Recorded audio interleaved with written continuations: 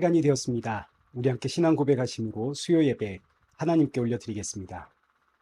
전능하사 천지를 만드신 하나님 아버지를 내가 믿사오며 그 외아들 우리 주 예수 그리스도를 믿사오니 이는 성령으로 잉태하사 동정녀 마리아에게 나시고 본디오 빌라도에게 고난을 받으사 십자가에 못 박혀 죽으시고 장사한 지 사흘 만에 죽은 자 가운데서 다시 살아나시며 하늘에 오르사 전능하신 하나님 우편에 앉아 계시다가 저리로서 산자와 죽은 자를 심판하러 오시리라. 성령을 믿사오며 거룩한 공예와 성도가 서로 교통하는 것과 죄를 사하여 주시는 것과 몸이 다시 사는 것과 영원히 사는 것을 믿사옵나이다. 아멘. 찬송가 309장 함께 찬양하시겠습니다. 목마른 내 영혼 주가 이미 허락한 그 귀한 생명수 주여 갈망합니다. 그 약속 따라서 힘써 간구하오니 오 주여 내 기도 어서 들어주소서. 예수의 사랑 바다 물결같이 내게 임하니 영광의 물결에 온전히 쌓여서 내 영혼의 기쁨 한량 없도다. 주 내게 약속한 큰 비 내려주시려 은혜의 저 구름 건너편에 떠올라 그 귀한 징조가 내게 밝히 보이니 나 힘을 다하여 주께 간구합니다. 예수의 사랑 바다 물결같이 내게 임하니 영광의 물결에 온전히 쌓여서 내 영혼의 기쁨 한량 없도다. 은혜의 소낙비 지금 흡족히 내려 구원의 큰 강물 흘러차고 넘쳐서 내 추한 모든 죄 모두 씻어버리니 나 지금 은혜를 충만하게 받았네. 예수의 사랑 바다 물결같이 내게 임하니 영광의 물결에 온전히 쌓여서 내 영혼의 기쁨 한량 없도다. 그 차고 넘치는 주의 은혜의 물결 힘차게 밀려와 내게 만족합니다. 오 할렐루야로 주를 찬송하오니 내 마음의 기쁨이 항상 충만함이라. 예수의 사랑 바다 물결같이 내게 임하니 영광의 물결에 온전히 쌓여서 내 영혼의 기쁨 한량 없도다. 아멘. 기도하겠습니다. 참 좋으신 하나님, 오늘도 우리를 이 예배 자리로 인도하심에 감사를 드립니다. 우리 사랑하는 성도들 지치고 상한 심령 이끌고 이 예배 자리로 왔사오니 오늘 이 사랑하는 성도들 말씀을 들을 때에 예수의 사랑이 충만케 되어지는 은혜 허락하여 주옵소서. 주께서 주시는 은혜로 남은 이 한 주도 잘 살아내며 십자가의 증인으로 살아갈 수 있는 우리 성도들 되게 하시고 우리 사랑하는 성도들 또 이 한 주에도 기쁨과 감사를 잃지 않으며 그리고 주어진 모든 상황 가운데 주의 이름을 드높이는 우리 복된 성도들 되게 하여 주옵소서. 예수님의 이름으로 기도드리옵나이다. 아멘. 성경 봉독하시겠습니다. 우리 오늘 보실 하나님의 말씀은 예레미야 38장 14절에서 28절입니다. 우리 본문이 기니까요. 14절부터 16절까지만 우리 함께 읽도록 하겠습니다. 시드기야 왕이 사람을 보내어 선지자 예레미야를 여호와의 성전 셋째 문으로 데려오게 하고 왕이 예레미야에게 이르되 내가 내게 한 가지 일을 물으리니 한마디도 내게 숨기지 말라. 예레미야가 시드기야에게 이르되 내가 이 일을 왕에게 아시게 하여도 왕이 결코 나를 죽이지 아니하시리이까. 가령 내가 왕을 권한다 할지라도 왕이 듣지 아니하시리이다. 시드기야 왕이 비밀이 예레미야에게 맹세하여 이르되 우리에게 이 영혼을 지으신 여호와께서 살아 계심을 두고 맹세하노니 내가 너를 죽이지도 아니하겠으며 내 생명을 찾는 그 사람들의 손에 넘기지도 아니하리라 하는지라. 아멘. 오늘 본문은 예레미야 38장 14절에서 28절입니다. 여호와의 목소리에 순종하소서라는 제목으로 오늘 본문의 말씀을 살펴보도록 하겠습니다. 오늘 본문은 예레미야 37장과 38장에서 일어난 예레미야와 시드기야 왕의 이야기를 좀 더 자세하게 기록하고 있는 본문입니다. 먼저 갈대아 군인들이 포위하고 있었던 예루살렘에서 잠시 물러나 애굽 군대와 싸우러 갔습니다. 이때 예레미야는 고향으로 내려가려고 합니다. 그러자 성전을 지키고 있던 문지기가 예레미야를 잡아서 너 지금 갈대아 군인, 저 바벨론에 항복하러 가는 것 아니냐? 이러고는 고관들에게 예레미야를 넘기게 됩니다. 고관들에게 잡힌 예레미야는 고관들에 의해서 매맞음을 당하고 서기관 요나단의 집 뚜껑 씌운 웅덩이에 던져집니다. 그리고 이제 시간이 많이 지났습니다. 애굽 군대와 싸워 승리한 바벨론 군대가 다시 예루살렘을 포위하기 위해서 오고 있다라는 소식이 들렸습니다. 이 소식을 들은 시드기야 왕이 예레미야를 찾죠. 예레미야가 서기관 요나단의 집 뚜껑 씌운 웅덩이에 던져져 있다. 이 소식을 들은 왕은 예레미야를 거기서 꺼내어 왕궁으로 불러냅니다. 그리고 이제 오늘 본문이 시작을 하는데 이제 14절을 보겠습니다.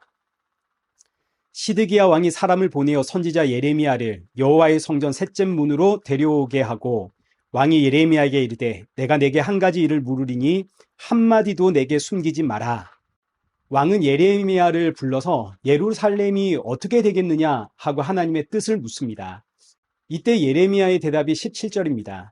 예레미야가 시드기야에게 이르되 만군의 하나님이신 이스라엘의 하나님 여호와께서 이와 같이 말씀하시되 내가 만일 바벨론의 왕의 고관들에게 항복하면 내 생명이 살겠고 이 성이 불사름을 당하지 아니하겠고 너와 내 가족이 살려니와 내가 만일 나가서 바벨론 왕의 고관들에게 항복하지 아니하면 이 성이 갈대아인의 손에 넘어가리니 그들이 이 성을 불사를 것이며 너는 그들의 손을 벗어나지 못하리라. 예레미야의 대답은 한결같습니다. 바벨론에 항복하십시오. 그러면 삽니다. 자, 여기서 우리는 이런 생각을 한번 해볼 수가 있겠습니다. 하나님께서 이스라엘을 심판하기로 작정하셨지만 이스라엘 백성들이 회개하고 하나님께 돌아오면 용서해 주는 것 아닌가? 그래서 계속 회개해라 이런 표현을 쓰는 것 아닌가? 그러니 회개하면 하나님께서 용서해 주시고 하나님의 뜻을 돌이키는 것 아닌가? 이런 식의 생각을 하게 되는데 일단 틀린 표현은 아닙니다. 분명히 하나님은 회개하는 자들을 용서해 주시고 하나님의 말씀에 순종하는 자들을 살려 주십니다. 그러나 아담과 하와의 선악과 사건 이후로 하나님의 말씀에 순종하는 자가 있습니까? 하나님 앞에 전심을 다해 회개하는 자가 있나요? 만약 이 일이 가능했다면 예수님이 이 땅에 오실 이유가 있습니까? 없습니까? 예수님이 이 땅에 오실 이유가 없죠. 예수님이 뭐하러 이 땅에 오셔서 십자가에 죽으신단 말입니까? 아니, 우리가 하나님의 말씀에 순종할 수도 있고 또 하나님 앞에 회개할 수도 있는데 전심으로 회개하고 하나님께 나아갈 수가 있는데 예수님 뭐하러 십자가에 죽으십니까? 그러니까 이 말씀은 하나님 앞에 회개하고 하나님 앞에 순종하는 것은 선악과 사건 이후로 태어난 인생들에겐 불가능한 일이다 하는 것을 거듭거듭 강조하는 표현입니다. 그렇기 때문에 오늘 우리를 보십시오. 우리가 하나님을 믿죠. 예수님을 믿고 성령님을 의지하며 살아가고 있습니다. 그런데 여러분, 그렇다고 해서 하나님의 말씀 앞에 순종하며 사시나요? 하나님 말씀대로 사십니까? 불가능하죠. 우리 가운데 누가 원수를 사랑하며 삽니까? 우리 가운데 저 노숙자를 보면서 안타까워서 내 집에 들이고 먹이고 입히고 재우고 그런 사람이 어디 있습니까? 심지어 하나님이 우리에게 맡기신 사명, 땅끝까지 이르러 내 증인이 되라라는 이 사명조차도 우리가 순종하지를 못하고 있는 인생 아닙니까? 오죽하면 성경이 우리의 목구멍은 열린 무덤이고 악독이다 이렇게 표현을 했겠습니까? 사도 바울이 자신은 하나님 말씀 앞에 순종하는 인생이라고 생각을 했습니다. 난 율법에 흠이 없는 사람이다. 난 참으로 하나님 앞에 순종하는 인생이다. 이랬던 사도 바울이 예수님을 만났습니다. 예수님을 만나자 깨닫게 되는 것이 나는 죄인 중에 괴수구나. 내 속에 지금 두 법이 있는데 하나는 생명의 성령의 법이고 하나는 죄와 사망의 법인데 이 두 법이 싸워 내 속에 죄의 법이 이기니 오라 나는 공고한 사람이로다. 이 죄와 사망의 몸에서 누가 나를 건져내랴. 사도 바울이 오죽하면 이렇게 탄식을 했겠습니까? 그러니 하나님 말씀에 순종하면 삽니다. 이게 틀림없이 맞는 말입니다. 그러나 하나님의 말씀 앞에 순종하는 인생이 없습니다. 이게 불가능한 이야기입니다. 아무리 성령이 내 안에 임했어도, 내가 새로운 피조물이 되었어도 이 죄의 육신을 입고 있는 한 말씀에 순종하고 싶은 그 소원은 간절하지만 이 소원보다 더욱더 강력한 것이 내 죄의 본성입니다. 그래서 예수님 십자가에 죽으셨다는 것을 꼭 기억하십시오. 자, 그러니 이제 보십시오. 예레미야 1장부터 오늘 우리가 보고 있는 본문 38장까지 예레미야의 주장은 한결같습니다. 저 바벨론에 항복하십시오. 그러나 바벨론에 항복한 자가 있나요? 없죠. 오히려 예레미야를 잡아다가 감옥에 던져 넣을 뿐입니다. 그럼에도 불구하고 시드기야 왕은 예레미야를 불러다가 또다시 하나님의 뜻을 묻습니다. 하나님이 뭐라 하더냐? 예레미야는 시드기야 왕에게 다시 한번 말씀을 드립니다. 바벨론에 항복하십시오. 자, 그런데 여기서 시드기야 왕이 자꾸 예레미야에게 하나님의 뜻을 묻고 또 묻는 이유가 있습니다. 그게 뭘까요? 그건 바로 내가 듣고 싶은 이야기가 있기 때문입니다. 내가 간절히 묻고 또 묻다 보면 하나님께서 내가 원하는 그 대답을 해 주시겠지. 언젠가는 하나님이 내 뜻을 이루어 주시겠지. 이런 기대감입니다. 시드기야 왕이 지금 얼마나 급합니까? 자신의 힘으로는 예루살렘을 지킬 수가 없습니다. 바벨론 군대와 싸워 이길 능력도 없습니다. 지금은 그야말로 위기 중의 위기입니다. 그러니 지금 시드기야 왕이 예레미야를 붙잡고 던지는 이 질문은 사실 시드기야 왕의 기도입니다. 예레미야를 붙잡고 하나님이 뭐라고 하시더냐? 그리고 또다시 예레미야를 붙잡고 하나님이 뭐라고 이야기하시더냐? 또다시 예레미야를 붙잡고 하나님이 뭐라고 하시더냐? 시드기야 왕의 기도입니다. 시드기야 왕이 간절히 하나님께 기도하며 예레미야에게 답을 묻는 거죠. 하나님이 이제 뭐라고 하시더냐? 내가 간절히 기도하면 하나님이 언젠간 내가 원하는 그 답을 대답해 주시겠지. 이 기도에 응답해 주시겠지. 그러나 하나님의 대답은 한결같죠. 바벨론에 항복해라. 그러나 이건 시드기야 왕이 원하는 대답이 아닙니다. 그래서 묻고 또 묻고 하는 겁니다. 이 모습이 오늘 저와 여러분의 모습이 아닌가 한번 돌아봐야 됩니다. 여러분, 기도가 뭔가요? 내 뜻, 내 욕심, 내 욕망 내려놓고 하나님의 뜻에 순종하는 것 아닙니까? 그러나 시드기야 왕의 기도는 뭔가요? 내 뜻 붙잡고 기도하고 간절히 기도하면 결국 하나님이 내 뜻 이루어 주시리라. 이게 지금 시드기야 왕의 기도의 모습입니다. 자, 그럼 보십시오. 기도는 내 뜻과 내 욕심과 욕망 내려놓고 하나님의 뜻에 순종하는 것인데 하나님의 뜻은 뭔가요? 내가 처한 이 상황과 형편 속에서 예수님의 증인으로 살아가는 것이 바로 하나님의 뜻입니다. 이 뜻은 확고합니다. 변하지 않습니다. 이것 말고 다른 하나님의 뜻은 없습니다.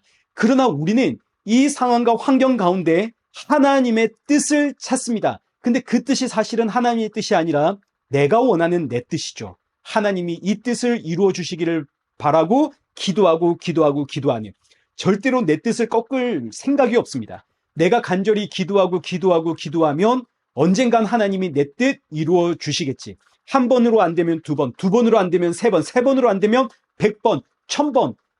이 시간으로 기도해서 안 되면 새벽 기도까지, 새벽 기도로 안 되면 금요 철야까지, 이것도 안 되면 금식 기도까지. 그래서 내가 원하는 그 기도에 응답 받을 때까지 매달리고 기도하는 바로 이 모습이 시드기야 왕의 모습이고, 그리고 이 모습이 우리의 모습은 아닌가 우리가 한번 돌아봐야 됩니다. 이런 시드기야 왕의 기도의 내면 속에는 어떤 마음이 자리 잡고 있는가, 이걸 오늘 또 본문이 이야기를 해줍니다. 예레미야를 통해서 하나님의 뜻을 시드기야 왕이 알았습니다. 그러자 이제 시드기야 왕이 하는 말이 뭐냐면 19절입니다. 시드기야 왕이 예레미야에게 이르되 나는 갈대아인에게 항복한 유다인을 두려워하노라. 염려하건대 갈대인들이 나를 그들의 손에 넘기면 그들이 나를 조롱할까 하노라. 끈질기게 자기 뜻을 놓고 기도했던 시드기야 왕의 본심이 이제 여기서 드러나죠. 시드기야 왕이 그토록 하나님 앞에 자신의 뜻을 구하며 기도했던 이유는 내가 항복하면 먼저 항복한 유다인들이 나를 조롱할까, 그게 난 두렵고 무섭다. 무슨 이야기인가요? 결국 자신의 자존심에 대한 이야기죠. 자, 여기서 일단 먼저 갈대아인에게 먼저 항복한 유대인들이 예레미야의 말을 듣고 하나님의 말씀에 순종하여 갈대아인들에게 항복한 유대인들이 있다, 이런 이야기가 아닙니다. 이미 갈대아인들은 이 바벨론이죠. 바벨론 군대는 예루살렘을 침략하여 수많은 유대인들을 포로로 잡아갔습니다. 그리고 이 바벨론의 왕이 시드기야를 친히 왕으로 세우고 떠난 거 아닙니까? 그런데 이 시드기야 왕이 바벨론의 이빨을 드러내니까 바벨론이 다시 쳐들어온 겁니다. 그러니 앞서 바벨론에 항복한 자들은 하나님의 말씀을 따라 항복한 것이 아니라 버티고 바벨론과 싸우다가 1차 바벨론 침략 때, 2차 바벨론 침략 때 포로로 잡혀간 이스라엘 백성들입니다. 그런데 지금 시드기야 왕이 두려워하는 것은 내가 지금 바벨론에 항복하면 먼저 포로로 잡혀간 이들이 나를 조롱할까? 난 그게 두렵다. 이제 너 왕이 아니잖아 하고 나를 무시하고 조롱할까 봐 난 그게 무섭다. 결국은 자존심에 대한 문제였습니다. 이 자존심이 오늘 우리가 하나님의 뜻을 구하고 찾는 근본적인 마음이 됩니다. 우리는 자존심 상하는 것이 너무나 부끄럽고 창피해서 내 자존심이 상하지 않도록 그런 일이 일어나지 않기를 기도합니다. 심지어 더 이상 떨어질 자존심이 없는 상황에서조차 자존심을 챙기고자 하는 것이 우리 인간의 본성입니다. 아무리 밑바닥까지 떨어졌어도 내 자존심은 챙기는, 이것이 선악과 먹은 죄된 인생의 모습이죠. 그래서 이 자존심 때문에 결국 시드기야 왕은 하나님의 말씀 앞에 순종을 못합니다. 내 자존심 때문에. 사람들이 나를 조롱할 그게 너무너무 무섭고 두렵고 수치스러워서. 20절을 보십시오. 예레미야가 이르되 그 무리가 왕을 그들에게 넘기지 아니하리다. 원하옵나니 내가 왕에게 아뢰바 여호와의 목소리에 순종하소서. 그리하면 왕이 복을 받아 생명을 보전하리이다. 예레미야가 간곡히 왕에게 부탁합니다. 제발 여호와의 목소리에 순종하십시오. 그러면 복을 받습니다. 그러면 왕이 생명을 얻을 겁니다. 그러나 시드기야 왕은 그 여호와의 말씀 앞에 순종하지를 못합니다. 왜요? 뭐 때문에? 자존심 때문에. 우리는 너무나 쉽게 그깟 자존심이 뭐라고, 하나님 말씀 앞에 내 자존심조차 내려놓지를 못하나 그게 뭐라고 이렇게 우리가 쉽게 생각할지 몰라도 사실은 이 땅의 모든 인생은 자존심 때문에 하나님의 말씀 앞에 순종하지를 못합니다. 우리를 한번 생각해 보십시오. 하나님이 원수 사랑이라 그랬습니다. 원수를 향해 7번씩 70번이라도 용서해라 그랬습니다. 그러나 우리는 자존심 때문에 원수에게 먼저 손 내밀고 용서를 구하지 못합니다. 아니, 잘못한 사람이 나에게 용서를 해야지 내가 뭘 잘못했다고 저 사람에게 먼저 미안하다, 사과하고 용서를 구해야 한단 말인가? 이 이해가 안 되죠. 그렇지 않습니까? 내가 뭘 잘못했다고 먼저 용서를 구해야 한단 말인가? 원수에게. 설령 하나님의 말씀 앞에 용서하는 그 액션을 취했다 하더라도 돌아서면 내 속에서 천불이 나는 게 우리의 인생이고 우리의 본성입니다. 그러니 오늘 우리도 예레미야를 통해서 제발 하나님의 말씀에 순종하십시오라는 말씀을 듣고 그 말씀을 듣지만 우리 역시 하나님의 말씀 앞에 순종하지 못하는 인생이다 하는 게 드러나죠. 하나님 말씀 앞에 순종하는 인생이 없습니다. 그래서 하나님이 이런 우리를 살리기 위해 친히 이 땅에 오시어 십자가로 가신 겁니다. 자존심 상하는 것을 죽기보다 싫어하고 무서워하는 이 인생들을 살리려고 친히 십자가에서 그 자존심이라는 죄의 대가를 짊어지고 피 흘려 죽으신 예수 그리스도, 그 예수 그리스도의 보혈이 우리를 덮고 있기 때문에 오늘도 내 자존심 상하는 것을 죽기보다 싫어하는 우리가 하나님의 자녀라 칭함을 받고 이런 우리가 의롭다 칭함을 받습니다. 이제 마지막으로 예레미야를 생각해보고 말씀을 맺도록 하겠습니다. 예레미야를 한번 보십시오. 하나님의 말씀을 담대히 선포하는 선지자입니다. 근데 이 예레미야조차도 사실은 죽음이 너무너무 두렵습니다. 시드기야 왕이 예레미야에게 하나님이 뭐라고 하시더냐 이렇게 묻자 예레미야는 시드기야 왕에게 하나님의 말씀을 전달하기에 앞서 먼저 이런 이야기를 합니다. 15절을 한번 보십시오. 예레미야가 시드기야에게 이르되 내가 이 일을 왕에게 아시게 하여도 왕이 결코 나를 죽이지 아니하시리까? 이 무슨 이야기인가요? 예레미야는 하나님의 말씀을 전달하기에 앞서 왕에게 먼저 내 목숨을 살려줄 것을 약속하십시오. 왜 이런 말을 하나요? 죽음이 두렵거든요. 하나님께서 말씀하게 하시니 내가 말씀을 전달할 수밖에 없지만 그럼에도 불구하고 죽음이 너무너무 두려워 자신의 생명을 먼저 보장해 달라고 시드기야 왕에게 부탁하는 예레미야. 이 모습은 37장에서도 나옵니다. 20절 보십시오.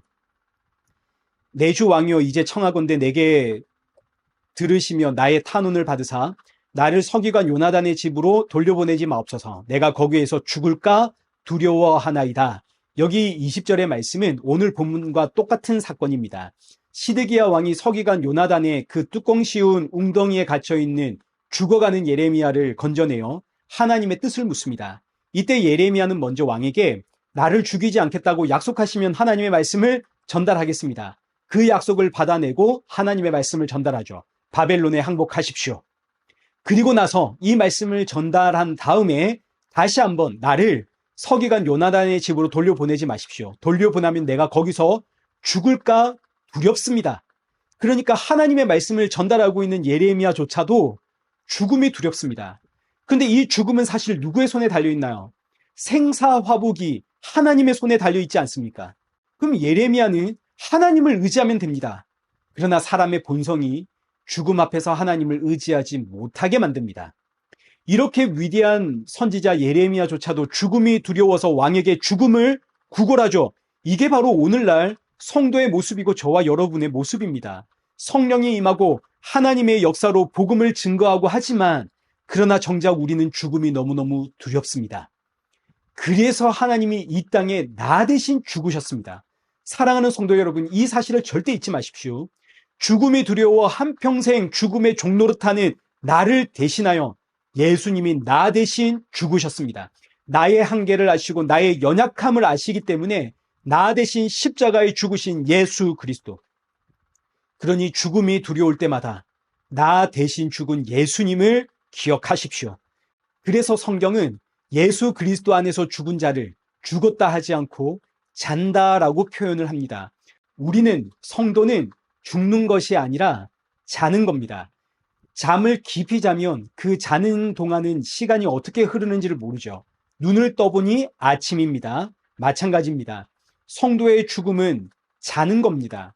왜냐하면 성도의 죽음은 예수님이 대신 죽으셨기 때문에 성도에겐 더 이상 죽음이란 없습니다. 그냥 자는 겁니다. 깊이 자다가 때가 되어 우리 주님이 나를 깨우시면 눈을 떠보니 그곳은 예수님의 품이요 하나님의 나라입니다. 이게 바로 저와 여러분이 받은 구원의 복입니다.